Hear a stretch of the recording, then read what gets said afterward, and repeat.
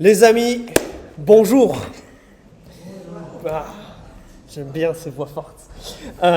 Aujourd'hui, c'est un jour spécial, c'est l'Ascension et on va en parler.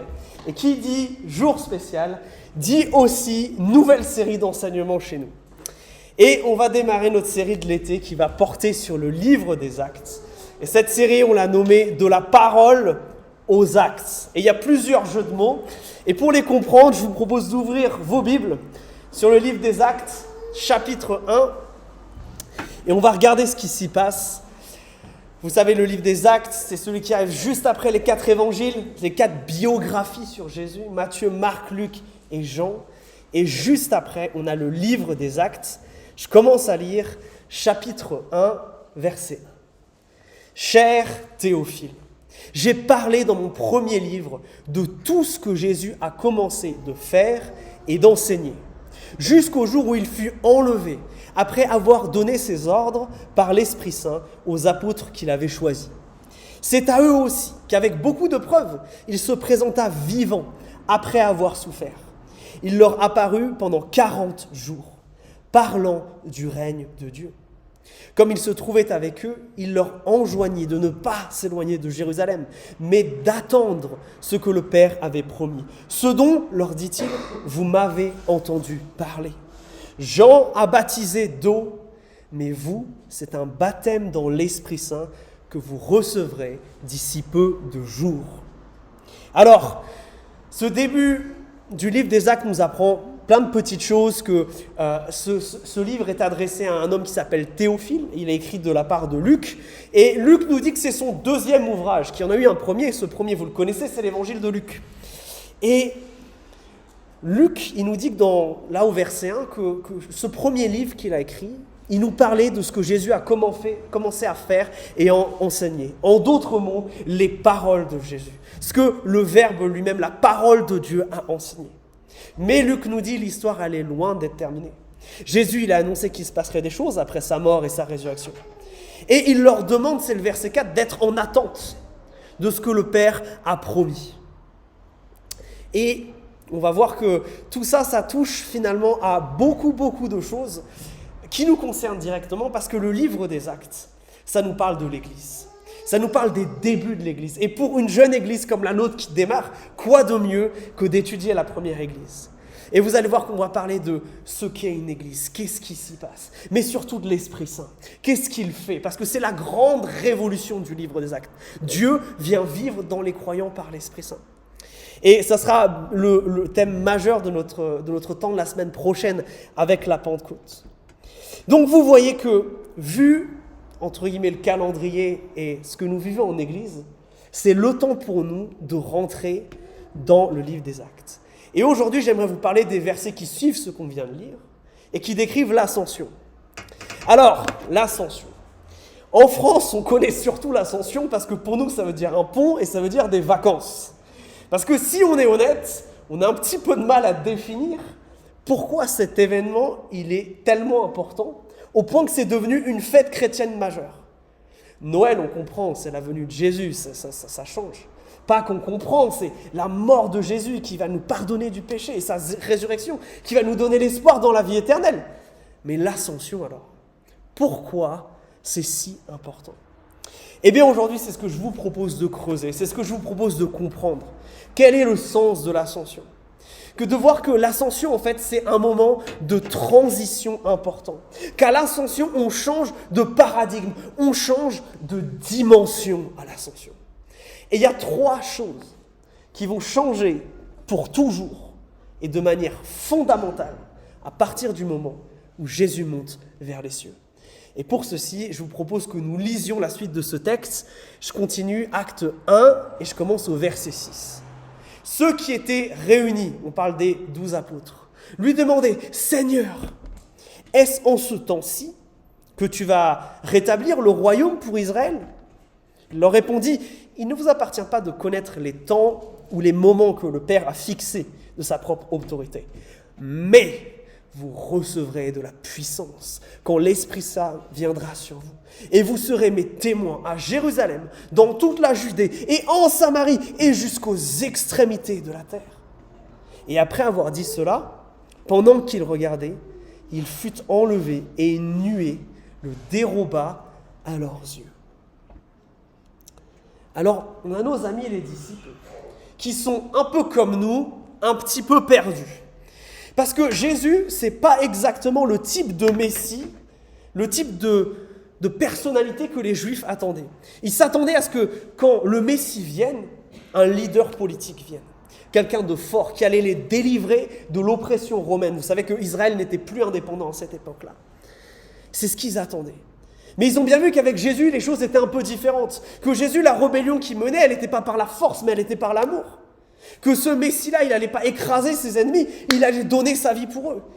Et du coup, ils sont un petit peu perdus. Et entre autres, parce que Jésus n'a pas arrêté de prêcher un truc. Dans tout l'évangile, vous avez cette expression que Jésus dit, le royaume des cieux, le royaume s'est approché de vous. Et les disciples, ils sont perplexes parce que faire sens de toutes ces choses-là, c'est compliqué. En plus, le texte nous avait dit, au tout début, que Jésus, il a prêché encore sur ça pendant 40 jours. Et du coup, ils disent, mais Jésus, quand est-ce qu'il arrive ce moment? Quand est-ce qu'on est libéré des Romains? Mais surtout, quand est-ce que tu viens régner sur terre, mettre fin au mal, juger ceux qui ont péché et ressusciter les justes? Et cette question-là, que les Israélites posent finalement, quand est-ce que tu viens régner? Quand est-ce que tu viens là tout de suite sur terre? C'est une question qu'on se pose aussi, n'est-ce pas? C'est une question qui nous taraude, on a hâte. Mais Jésus, regardez le début du verset 8, il y a un énorme « mais ». Jésus leur dit, vous vous préoccupez de ça, mais il y a un truc qui est encore plus important. Quelque chose qui est plus important que quand Dieu va venir régner sur terre. Quelque chose de plus important que le moment où le mal va être éradiqué. Vraiment Jésus? Ouais. Parce que Jésus, il leur dit qu'à l'ascension, la petite aventure qu'ils ont commencée ensemble, elle va se transformer en une mission globale pour toucher toute la terre avec le message d'amour de Jésus. Jésus, il leur dit, mais vous inquiétez pas de mon retour. Ça, c'est mon retour, c'est moi qui m'en occupe. Ne perdez pas de temps à faire ça. Ne perdez pas de temps à spéculer sur la fin des temps. Mais, ce mais du verset 8, et ce mais, il implique un des 3 changements dont je parlais. Des 3 changements de dimension. On passe d'une petite aventure de 12 personnes qui concerne 12 gars il y a 2000 ans, donc pas nous directement, à une mission globale qui maintenant va toucher toute l'humanité. On est passé de ce que Jésus a fait avec 12 personnes à quelque chose qui va toucher tous les chrétiens de toutes les générations, tout le temps. Et en plus, c'est plus Jésus qui va guider directement cette mission, puisque Jésus à l'ascension, il monte aux cieux. Il peut être là sur terre. La responsabilité de partager ce message, elle repose plus sur lui directement, elle repose sur vous et moi. Ouf. Alors évidemment, c'est Jésus qui va continuer à changer les cœurs, qui va continuer à faire des miracles. Mais, et ce mais est important, Dieu, il aime, on le dit souvent ici, il aime faire les choses avec nous. Dieu peut faire les choses tout seul, mais bien souvent il choisit de ne pas le faire. La stratégie d'évangélisation de Dieu, c'est pas tous les lundis matins à 10h apparaître dans le ciel et dire au monde « Coucou, je suis là ». Non. La stratégie de Dieu, c'est de transformer la petite aventure qu'il a eue avec 12 gars en une mission globale pour vous et moi. Là, il y a quelque chose qui change fondamentalement, quelque chose qui s'appliquait seulement à quelques personnes, à un moment précis, qui, parce que Jésus vient aux cieux et que cette mission est maintenant transmise à tous les chrétiens. Et ça, mes amis, ça nous concerne particulièrement, nous qui sommes là ce matin. Parce que si cette toute petite aventure de 12 gars est devenue maintenant le but même de l'Église, ça redéfinit ce que vous et moi devons faire de notre existence. Vous avez déjà pensé à ça? Parce que ça implique de ne plus vivre pour moi-même, que ces choses-là, la mission de Jésus, transmettre ce message, c'est que pour les autres. Non. À partir de l'ascension, à partir du moment où Jésus monte, ça nous concerne tous. C'est plus vivre pour moi-même, pour moi-même devenir quelqu'un, pour avoir une place dans ce monde. Ne plus vivre pour avoir une famille, pour atteindre un objectif professionnel. Pour avoir la vie dont je pense que j'ai besoin pour être heureux et satisfait. Non, toutes ces choses passent au second plan. Toutes ces choses deviennent secondaires. Jésus nous dit, moi je me charge de ça. Ton épanouissement, je vais m'en charger. Mais il va se passer que dans un contexte. C'est celui où tu me mets en priorité, où tu mets cette mission-là comme priorité numéro 1 de ta vie. Ouf! C'est ça qui doit être la priorité. Annoncer ce message qui passe, et c'est ça qui doit finalement orienter tous nos choix, personnels, familiaux, professionnels. Ce n'est pas notre volonté qui va primer, mais la sienne. Pourquoi? Pourquoi ça? Mais parce que ce message, il est tellement important.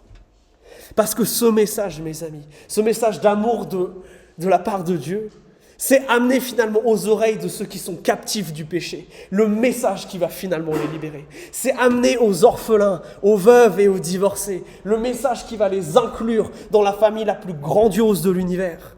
C'est amener le message d'espoir à celui qui est dépressif. C'est amener la vie à celui qui a des pensées suicidaires. C'est amener la libération à celui qui est oppressé par le mal. Voilà pourquoi c'est devenu une priorité. Voilà pourquoi c'est un changement de dimension. Ouf. Alors, quand on réalise que c'est ça ce message, qu'il a le pouvoir de faire ça, on se rend bien compte que nos désirs individuels, à côté, paraissent pas bien grands, quoi. Ils perdent de leur valeur quand on les compare à ça. En montant aux cieux, mes amis, Christ nous a transféré la responsabilité d'annoncer à ce monde qui se meurt, et on le voit tellement en ce moment, qu'il y a un Dieu qui l'aime, qu'il y a un Dieu qui l'aime tellement qu'il veut le sauver de son péché, qu'il y a un Dieu qui est tellement extraordinaire qu'il veut le transformer de manière radicale. Et donc, vous voyez, l'ascension, c'est un énorme changement de dimension. Un changement qui change finalement même le but même de notre existence. L'aventure qui commençait il y a 2000 ans devient notre mission aujourd'hui. Et alors, ça c'est pas mal, mais si nous, on doit prendre en charge ce que Jésus avait fait jusque-là, du coup il fait quoi Jésus? Parce que jusque-là, c'est ce qu'il a fait, on est d'accord? Il a parcouru la Galilée, essentiellement, Jérusalem un petit peu aussi, pour annoncer ce message. Mais si maintenant, c'est nous qui devons faire ça, qu'est-ce qu'il fait Jésus? Qu'est-ce qu'il fait dans les cieux? Qu'est-ce qu'il fait quand il est élevé? On l'a chanté plusieurs fois là. Quand il est exalté. Eh bien, quand on regarde le texte du verset 9, regardez, il n'y a pas de détail. On nous dit, Jésus, il est dérobé aux yeux des disciples. Il s'en va dans un nuage, mais c'est tout. Alors heureusement, il y a d'autres parties de la Bible, d'autres parties du Nouveau Testament qui nous donnent 2-3 détails sur ça. Et ça me prendrait des heures d'être exhaustif sur ce sujet. Mais j'aimerais vous montrer 2-3 passages qui nous expliquent ce que fait Jésus là-haut. Parce que Jésus, il monte, mais à un moment, il s'arrête de monter. Et Jésus, il s'assoit. Regardez. 1 Pierre 3, versets 21 et 22. Jésus-Christ, qui s'est en allé au ciel, mais qui est assis à la droite de Dieu, et à qui anges, autorité et puissance ont été soumis. Cette phrase-là, qui est assis à la droite de Dieu, vous la voyez dans vos Bibles? Elle est riche de sens. Elle est extrêmement forte, cette phrase. Parce que la personne qui est digne de s'asseoir à la droite de Dieu, mais qui peut avoir cet honneur-là si ce n'est Dieu lui-même? L'image qui est présentée ici, c'est celle, on peut l'imaginer pour nous, de la France médiévale du Moyen-Âge. Si le roi de France vous invite à vous asseoir à ses côtés pendant qu'il est en train de faire quelque chose, le roi vous dit littéralement, tu partages mon autorité pour faire ce que je suis en train de faire ici. Et qu'est-ce que nous dit le texte? C'est que Jésus-Christ est assis à la droite de Dieu tout le temps. En positionnant presque physiquement, on pourrait dire, Jésus à sa droite, Dieu nous dit qu'il a autant d'autorité que lui. Et ça, c'est hyper important. Parce que ici, Jésus retrouve l'autorité qu'il a mis de côté en venant sur terre. En fait, le Messie est redevenu le roi. Pourquoi je dis redevenu? Parce qu'il l'était déjà, et il l'était de toute éternité. Mais en venant sur terre, il y a des choses qui ont changé. Et à l'ascension, l'Écriture nous dit, Jésus, c'est pas un simple homme. C'est pas un simple prophète. C'est pas un simple Messie, non. Il est roi. Et l'ascension, c'est quelque part ce moment où il est couronné, Jésus. Où il redevient du roi. Où il retrouve l'autorité pleine et entière qu'il avait eue avant. Alors, c'est un peu compliqué ça à comprendre et je vais vous donner un exemple. Est-ce que, je ne sais pas si vous connaissez l'émission télévisée qui s'appelle Patron Incognito. Je ne sais pas si vous avez déjà entendu parler de cette émission. C'est une émission dans laquelle un patron d'une grande entreprise quitte ses fonctions de patron pendant un temps pour se faire embaucher comme employé. Et du coup, c'est rigolo parce qu'il se déguise et il essaye de ne pas se faire reconnaître par ses employés. Et il y a des choses qui vont changer pour lui. Il ne va plus tout à fait avoir les mêmes horaires de travail. Son travail va être un peu différent. Il va sans doute être un peu plus fatigué à la fin de la journée. Et à la toute fin de l'émission, il révèle qui il est. Et là, c'est le grand choc. Mais quand il révèle qui il est, il ne se révèle pas avec ses habits d'employé. Il a repris son costard de patron. Il est de nouveau assis à son bureau de patron, dans sa position de patron. Et bien, quelque part, l'ascension, c'est la même chose. C'est ce moment où Jésus, quand il est venu sur terre, il a laissé de côté une partie de son autorité, de sa royauté, pour rentrer dans les limites purement humaines, finalement, que nous avons tous. Jésus a eu faim, Jésus a eu soif, Jésus a été fatigué, Jésus a été rejeté, Jésus a souffert l'opposition. Toutes ces choses-là, d'une manière beaucoup plus intense que quand il était dans les cieux. Mais maintenant, à l'ascension, ça change. Jésus retrouve son autorité. Mais pas comme n'importe quel roi. Regardez la fin de ce verset-là. Qu'est-ce qui nous est dit? L'autorité, elle est sur quoi? Sur les anges, sur les autorités et sur les puissances. Alors ces trois mots, ils désignent tous les trois des êtres spirituels qui font partie du monde invisible que Dieu a créé et dans lequel il évolue. Alors, ce qui est intéressant, c'est qu'autant le premier mot, le mot ange, on comprend à peu près ce que c'est. Ouais, un ange, c'est les gentils, n'est-ce pas? Ils sont avec Dieu, ils délivrent des messages de sa part, ils interviennent dans l'histoire des hommes, ça on voit ce que c'est. Mais puissance et autorité, qu'est-ce que c'est que ça? Qu'est-ce que veut nous dire Jésus ici? En fait, ces deux mots, c'est des synonymes qui désignent dans le langage biblique des êtres spirituels qui sont en rébellion contre Dieu et qui exercent de l'influence sur tous les coins de la terre. Qui n'appartiennent pas directement à Dieu et sous-entendu jusqu'à ce moment-là, Israël. Et ces êtres-là, ils font n'importe quoi. Ils sont vecteurs de souffrances humaines, de guerre, de maladies et surtout de rébellion contre Dieu. Mais l'ascension, c'est le moment où Jésus prend autorité sur ces êtres-là et où il dit « ça suffit ». Il prend autorité au-dessus d'eux et va dire que maintenant concrètement, petit à petit, je vais vous dépouiller de votre autorité jusqu'à vous détruire parce que vous participez au mal sur cette terre. Et donc l'ascension, c'est ça aussi qui se passe. C'est Jésus qui reprend sa place de roi des rois et de seigneur des seigneurs sur le monde spirituel. Waouh! C'est Jésus qui dit, ça suffit les bêtises. Maintenant, je m'en mêle. Et il s'en mêle particulièrement en envoyant l'Église et on aura l'occasion un peu de détailler tout ça. Et pour comprendre comment cette vérité-là, elle nous impacte, il faut comprendre une deuxième vérité qui est liée. C'est-à-dire qu'on a vu que Jésus est dans les cieux, ok, il retrouve de l'autorité, mais à la fois sur le monde spirituel, mais il retrouve de l'autorité sur autre chose. Regardez, un deuxième texte qui nous parle de ça, c'est Hébreux 4, où Jésus dit ceci, l'auteur de l'Épître aux Hébreux dit ceci. « Approchons-nous avec assurance du trône de la grâce pour obtenir compassion et trouver grâce en vue d'un secours opportun. » Quel est le rapport avec ce que je viens de dire? Eh bien parce que Jésus justement, il est assis auprès de Dieu.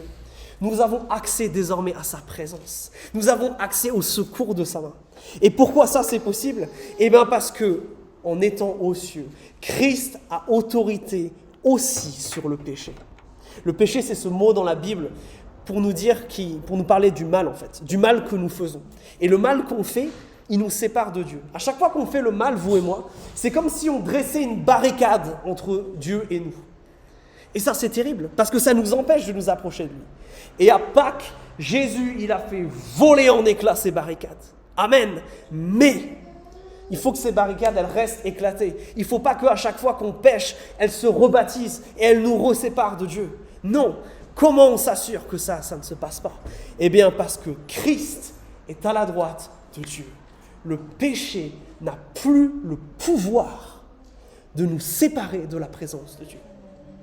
Ça aujourd'hui, mais surtout pour l'éternité. Ça veut dire qu'on peut avoir l'assurance de la vie éternelle. Waouh! C'est incroyable! Parce que maintenant que Christ est dans les cieux, maintenant qu'il a cette autorité permanente sur le péché, il n'a plus le pouvoir, ce péché, de nous condamner à l'enfer. Il n'a plus le pouvoir de nous condamner à la séparation éternelle d'avec Dieu. Et ça s'applique uniquement parce que Jésus n'est plus physiquement en tant qu'homme à un endroit, mais qu'il est dans les cieux, en tant que roi, avec toute l'autorité sur le monde entier. Et, mes amis, c'est pour ça que l'ascension, ça devrait aussi provoquer chez nous un sentiment de joie intense, en fait. Quand on chante que Jésus est Seigneur, il est Seigneur véritablement à partir de l'ascension. Jésus règne. Et parce que Jésus règne, plus rien ne peut nous séparer de l'amour et de la présence de Dieu. Mais c'est absolument incroyable. Que ça soit le péché ou même ses puissances spirituelles. Waouh! Plus rien ne peut nous séparer de Dieu. Et ça, mes amis, ça devrait créer en nous un sentiment de joie absolument folle. Dieu règne et personne ne le détrônera. Dieu règne et plus jamais mon péché n'aura le pouvoir de me séparer de son amour. Ça, c'est terminé. Et vous savez, je crois que nous, les humains, on a tendance à se rendre compte de l'importance des choses que quand on les perd, vous savez. Que quand j'ai perdu ce proche, que je me rends compte à quel point il était important dans la vie. C'est que quand, par exemple, je suis malade, que je me rends compte de l'importance d'être en bonne santé. Et je crois que le problème, c'est que les choses qu'on décrit là, c'est des choses qu'on ne peut pas perdre. Et du coup, bien souvent, on ne se rend pas compte, mais à quel point c'est extraordinaire ce qui s'y passe. On oublie à quel point c'est un privilège de pouvoir avoir la vie éternelle. On oublie à quel point c'est un privilège de pouvoir communier avec Dieu. On oublie que le mal, ça offense tellement Dieu que ça devrait nous séparer pour l'éternité d'avec lui. Et on oublie que lui, il a préféré mourir plutôt que de nous voir périr pour que ça ne nous arrive pas. Et mes amis, mais quelle joie! Et l'ascension, justement, c'est cette assurance. Et ce texte-là nous dit que justement la grâce et la compassion, elles nous ont été offertes pour notre secours. Parce que Jésus est notre roi dans les cieux, qui voit tout, qui peut tout. Il est disposé à venir nous donner l'aide dont nous avons besoin pour résister à notre péché, à ses conséquences. Et tout ce qui se dresse dans notre vie, finalement, et qui nous empêche d'accomplir cette mission qu'il nous a donnée. Mais tout ça, c'est possible que parce que Christ est Seigneur, que parce que Christ est dans les cieux. Et je me désole, moi-même surtout, de voir à quel point cette réalité-là, ça ne change rien à ma vie, alors que ça devrait tout changer. Mes amis, si Christ est roi et qu'il te pardonne ton péché, alors aucune peur, aucun découragement, aucun esprit du diable n'a d'autorité sur toi. C'est quand même fou, ça. Ça veut dire que quand ces choses, elles arrivent, elles m'oppressent. Je peux demander de l'aide à Dieu et il peut me secourir. Mais combien d'entre nous, dans ces moments de découragement, de détresse, avons ce premier réflexe de courir à Dieu et dire « Seigneur, ça c'est trop, mais j'ai besoin que dans cet aspect-là de ma vie, tu viennes régner. » Combien d'entre nous avons ce réflexe, ou peut-être que vous êtes plus comme moi sur ça, et que du coup, vous avez le mauvais réflexe de chercher la solution en vous-même, de chercher comment, par quelle stratégie, par quelle réflexion pendant des heures, vous allez pouvoir y arriver par vous-même. Et je me dis, mais quelle perte de temps. Le roi des rois règne. Autre chose, si Christ est roi, alors il n'existe aucune situation trop catastrophique pour qu'il ne répare ce qui s'y soit cassé. Parce que notre Dieu a l'autorité sur l'univers entier. Rappelez-vous du verset de Pierre, même sur les autres êtres spirituels qui sont pourtant si grands, si puissants, si forts.